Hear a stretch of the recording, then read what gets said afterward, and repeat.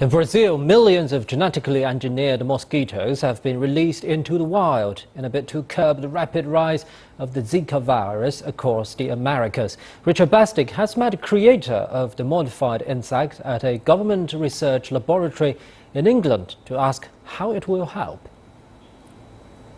Around since the time of the dinosaurs, mankind's more recent efforts to eliminate the mosquito, a carrier of deadly disease, have proved painfully futile.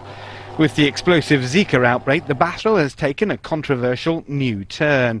At a largely government-funded virus research centre in the south of England, geneticist Luke Alfie is the mind that modified the mosquito, creating a creature designed to kill future generations of the insect.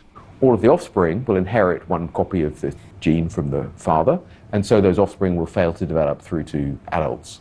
And so there'll be fewer mosquitoes in the next generation than there would otherwise have been, and that's some sort of control. And if we can get enough of the wild females to mate our modified males, and do that over a period of time, the target population will decline and collapse.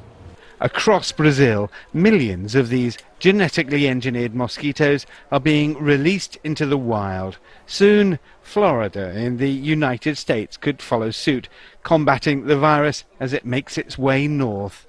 Genetic engineering, though, is controversial, with fears an ecological vacuum could be filled by even greater dangers. This mosquito, Aedes aegypti, that's transmitting Zika now and dengue and so on in the Americas, is actually native to part of Africa. So it's a relatively recently introduced invasive species, inadvertently introduced by humans into the Americas and also into Southeast Asia. So you could argue that removing it is actually cleaning up, is a bioremediation activity. If it works, the genetically modified mosquito could be a giant leap. The Brazilian government estimates since it crossed over from Africa and emerged in South America last year, the Zika virus has infected 1.5 million people, causing birth defects in thousands of babies.